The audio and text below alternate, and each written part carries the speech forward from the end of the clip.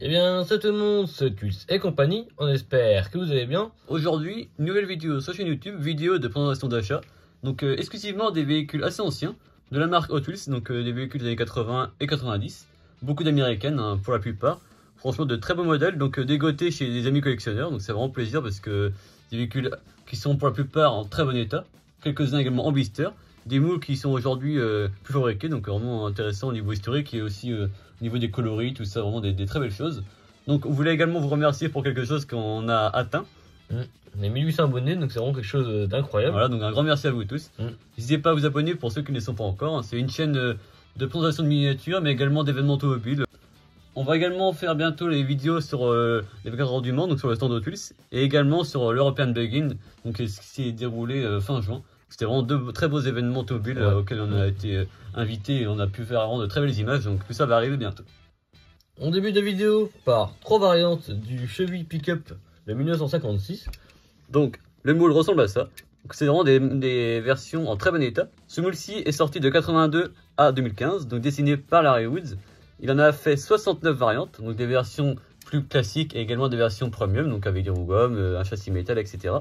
La première version est sortie en 82, une version mainline assez normale, hein, assez classique. Couleur turquoise, donc elle a des décors qui sont vraiment très sympas, qui représentent vraiment les années 80 avec des couleurs assez flashy. Plusieurs versions de jantes, donc soit avec des jantes UH, soit avec des jantes GHO, des 5 DOT ou encore des 5 SP. Donc on fera évidemment une vidéo qui est attendue par beaucoup de monde, une vidéo où on explique les types de jantes.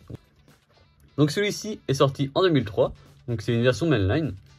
Donc avec des jantes 5 DOT. Donc ça franchement les jantes vraiment c'est pas celle qu'on préfère. Hein. C'est pas ce qu'il y a de mieux en plus dessus. Ouais. Made in Malaysia aussi. Donc il est en très bon état celui-ci. Vraiment content. Plus bon, pour voir les décors vraiment de l'époque. On voit un peu un catcheur j'ai l'impression dessus sur le côté, dans la veine. Autrement il est en très bon état donc c'est ça qui est intéressant. Donc on l'avait pas. Donc on a récupéré 3. Donc le second c'est la version grise. Donc celui-ci est plus ancien. Donc celui-ci est de 98. Donc déjà 5 ans plus tôt. Sorti en mainline mais également en pack de 5. Donc avec celui-ci avec les jantes 5 SP. Donc ça lui va plutôt très bien je trouve. Et donc fabriqué en Thaïlande. Donc on peut voir la couleur gris comme ça rend très bien. La déco Hot Wheels Team, ça franchement c'est indémodable et c'est vraiment très très sympa. Vous voir que le logo Hot Wheels, les décors, les jantes vont vraiment très bien. Le châssis donc était assez simplifié pour l'époque. Donc en plastique mais couleur alu donc ça va vraiment très bien. Donc on peut voir que par rapport à certains moules on voit l'habitacle. Celui-ci est noirci au niveau du pare-brise. C'est pour dire qu'en fait à l'intérieur c'est vide hein, tout simplement. C'est pour des histoires de coups. Et enfin le troisième, donc version que je trouve vraiment assez sympa on va dire. Parce que franchement les décors comme ça rappelle vraiment les années 80-90. Donc celui-ci est de 98 également. Donc celui-ci avec des jantes 5 DOT encore. Donc on retrouve les mêmes jantes que sur le blanc. Fabriqué en Malaisie, véhicule sorti mainline. Le châssis est lui le même que sur la version grise. On retrouve le châssis plastique. Et un jaune vraiment très pétant en plus. Ouais. En plus en très bon état. On peut voir la peinture a vraiment aucun pet. Donc vraiment très très beau. En ce qui concerne le modèle HL1, c'est un véhicule qui est sorti entre 1955 et 1962. Donc c'est vraiment un modèle assez, on va dire assez atypique aux US. Voilà, donc véhicule qui a eu vraiment un franc succès à l'époque. Hein. Presque 600 000 exemplaires fabriqués. Donc dans différents pays. Donc aux US, au Canada, mais également en Argentine. Donc ça c'est assez méconnu, mais c'est vrai qu'à l'époque Chevrolet avait également un marché pour les pays d'Amérique du Sud. Donc c'est vraiment intéressant. Et donc à savoir que c'était vraiment une génération de pick-up qui était vraiment assez avant-gardiste hein, pour l'époque quand même. Parce qu'on voit qu'après tous les pick-up ont repris la même base et tout ça. Donc vraiment intéressant. On poursuit la vidéo avec une Dodge. Donc la magnifique Viper RT10. Donc ça franchement de 1992 donc voilà. Vraiment... une pépite hein, franchement dans l'emballage comme ça. Détail intéressant sur le blister, on peut remarquer que Viper RT10 est écrit de la même manière, de la même police que le modèle réel, donc le badge qui était sur la Viper, donc c'est vraiment un détail assez intéressant qui prouve le lien entre les reproductions chez Hot Wheels et le modèle réel. Donc celui-ci est de 92, donc la voiture IRL pardon. Voilà, donc fabriqué par Larry Woods et Michael Collins. Donc vraiment assez incroyable quand même, parce que c'est quand même une voiture qui a déjà plus de 30 ans maintenant. Voilà. Vraiment, en plus le blister franchement en très bon état. Celle-ci est assez simple, pas de typographie sur le côté, etc. Mais on retrouve une couleur assez spéciale. Avec les jantes dorées comme ça, c'est vraiment un combo de l'époque. Hein, donc un petit hommage également, c'est intéressant. Donc au total, il y a eu 75 variantes, donc de 93 à aujourd'hui. Donc en 93 sur la première version, à savoir que c'était la même version que le modèle de présentation à l'époque de chez Dodge. Donc une variante rouge avec les jantes UH qui reprenait vraiment au plus précis le modèle de présentation presse de l'époque. Fabriqué en Malaisie, donc on retrouve voilà donc la couleur de lancement de la vraie. En ce qui concerne la nôtre, elle est donc de 95. Donc en mainline forcément, avec des jantes 5 SP qui vont super bien. Voilà, donc doré comme ça, c'est vraiment très beau. Donc fabriqué également en Malaisie. Donc ça, blister américain, car blister, on peut voir le blister est plus long que les versions européennes. À l'arrière, vraiment en excellent état quand même. On voit que c'est assez jauni. Et donc pour le vrai modèle, c'était un modèle assez particulier à l'époque chez Dodge. Donc la RT10 c'était la première génération de Viper, donc le fameux V10 forcément. Donc fabriqué de 92 à 95. Avec le fameux moteur de 364 chevaux, donc c'était assez énorme pour l'époque. Voilà. Donc le développement de la voiture a commencé en mars 1989 et a été achevé en février 90. Elle a été ensuite introduite en 91 à l'Indianapolis 500 de cette année-là, avec une voiture de pré-production conduite par Carroll Shelby. Et ouais, un détail important également. Donc elle a été ensuite mise en vente sous le nom de Dodge Viper RT10 Roadster en janvier 92. Roadster forcément parce que... Elle est cabriolet. Voilà. On poursuit dans un univers complètement différent. Là on retrouve des véhicules de l'armée avec le Super Cannon. Donc c'est un véhicule qui va sûrement rappeler des souvenirs à certaines personnes. En effet, c'était un véhicule qui a été utilisé dans le film Megaforce sorti en 82, réalisé par Hal Needham. Et donc il s'agit du Mega Destroyer, pour ceux qui ont reconnu le véhicule. Donc véhicule sorti chez Hot Wheels de 1982 à aujourd'hui. Donc designé par le grand Larry Wood et qui totalise environ 28 variantes au total. Donc celui-ci c'est une des premières versions, sorti en 1994 et franchement il est magnifique. On retrouve les jantes BW. Les gros boudins aussi qui vont bien. Ouais, franchement très beau. Le châssis est en métal, la carrosserie complètement en métal également. Donc c'est vraiment en très bel état. Les accessoires donc au niveau des armes et tout ça, vraiment tout est présent évidemment puisqu'il est dans son blister. Le blister aussi en excellent état, ouais, c'est vraiment plaisir. Tout neuf. On retrouve une espèce de Jeep Willys sur le côté, c'est vraiment très sympa. En très bon état, donc numéro 274 de la série. Et produit en Malaisie. Donc à savoir que ce véhicule-ci, à l'époque, lorsqu'il est sorti dans le film Megaforce, Hot Wheels avait la licence et a fait exactement la même reproduction dans les premières versions de ce modèle-là. Donc on peut voir la même couleur, le blister spécifique et tout ça. Donc vraiment un beau clin d'œil également de voir qu'à l'époque, Hot Wheels avait la licence et pouvait reproduire ce type de véhicule.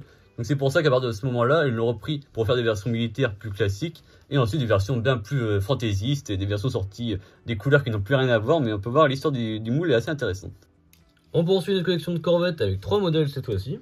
Donc tout d'abord, encore une fois, un modèle de 64, donc ça, moule connu chez Hot Wheels, ça on en a beaucoup. Évidemment. Donc une version verte qu'on n'avait pas. Donc celle-ci est vraiment magnifique, un magnifique vert pailleté, vraiment très sympa. Très bon état, les jantes 5 SP qu'on connaît, le châssis en plastique, vraiment chromé comme ça, en très bon état. Même pas un pet de peinture, c'est vraiment plaisir. Voilà, détail important sur le pare-brise, on retrouve le logo Hot Wheels, donc c'est vraiment sympa. Elle est assez légère celle-ci, mais franchement très très belle. On a également complété notre collection de 62 Corvettes de 76, avec tout d'abord la blanche. Donc celle-ci est sortie en 94, en McLean, avec des jantes UH. Donc ça franchement les jantes très spéciales de l'époque. Voilà, 33 branches. Vraiment, je pense que le gars des routes il pourrait bien kiffer. Ouais, je pense également. Celle-ci est en très bon état, on peut voir qu'elle brille, c'est vraiment important d'avoir des modèles en très bon état, parce que nous on essaie d'avoir un modèle plus proche du neuf. Le châssis est en métal, on peut voir que celui-ci également, il a vraiment très bien vieilli. La première variante, la seconde, le même type de modèle, le même type de série, hein, celle-ci. Celle-ci est sortie une année plus tard, cette fois-ci dans un pack de 5 Chevrolet, vraiment assez spécial également. Ouais, très bon état également, vous pouvez voir la peinture qui brille. Elle n'a pas été repeinte, on peut croire qu'avec un petit vernis comme ça elle était repeinte, mais non, elle est vraiment en très bon état. Vraiment un peu très spécial. Ouais. Le châssis, on voit que celui-ci est un peu mal vieilli par rapport à l'autre. Celle-ci elle est comme des jantes 5 SP encore une fois, donc ils sont super bien également. Donc ce moule-ci est toujours brique aujourd'hui, avec des variantes avec le châssis en métal et la carrosserie en plastique. Ça a évolué pour des questions de coût, évidemment. On termine la vidéo avec un modèle très spécial, vraiment très particulier, c'est le magnifique Ford Anglia Panel. Le panel pour utilitaire, vraiment magnifique. Celui-ci on peut voir qu'il a derrière un blister très particulier. Celle-ci en plus, franchement les couleurs elles vont vraiment très bien. Donc c'est un modèle à l'effigie de Iska. On va tout vous expliquer un peu en détail. Tout d'abord, ce modèle-ci a une assez longue carrière, de 2000 à 2014, gagné par designer également très célèbre chez Hot Wheels. Donc celle-ci est sortie à l'occasion de l'Iska, donc c'est l'auto show de Spirit, donc la délivrance de DDR, donc le italien, et il existe également en version complète. C'est un bidon modèle. C'est en fait un temporel en fait, c'est vraiment sympa. Le même blister, le même type de jante, avec des bords.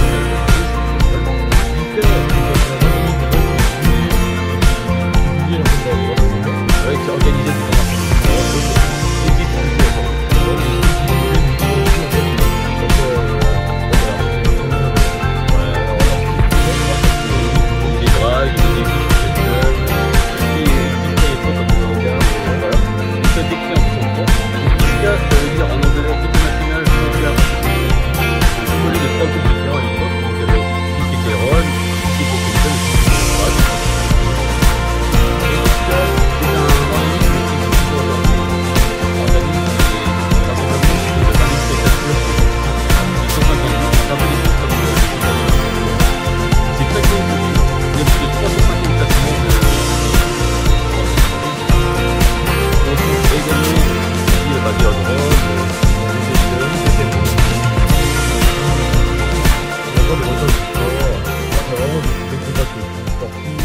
les motos, ou encore les véhicules restaurés.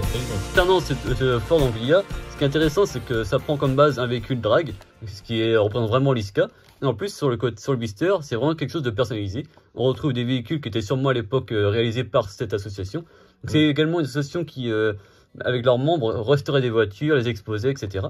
Et donc on peut voir les catégories différentes, donc avec des chocars, des rods, également une moto, donc vraiment intéressant. Voilà. C'était hyper varié en fait comme principe. Et puis en gros, en fait, ils restauraient des voitures et ils jugeaient aussi lors d'organisation. Avec des membres qui ne sont pas forcément membres de l'ISCA, etc. Voilà. À l'arrêt du blister, chose intéressante, on peut retrouver tous les lieux à l'époque où on pouvait se produire des événements de l'ISCA. Donc c'est vraiment intéressant. On peut voir que c'était vraiment quelque chose de publicitaire. Vraiment très beau. Le blister est en très bon état. Donc franchement, ça c'est vraiment une belle pièce de collection qui permet également de voir le lien entre les véhicules réels et Hot Wheels. Donc vraiment intéressant, comme d'habitude. On arrive donc à la fin de la vidéo. Si elle vous a plu, n'hésitez pas à lâcher un pouce bleu, à vous abonner sans oublier la petite cloche pour ne louper aucune prochaine vidéo. N'hésitez pas également à nous dire en commentaire quel a été votre modèle préféré de la vidéo, ça nous fera toujours plaisir d'échanger avec vous. On se retrouve pour les vidéos du Mans, du Bug-in, également d'autres vidéos de miniatures évidemment. A plus.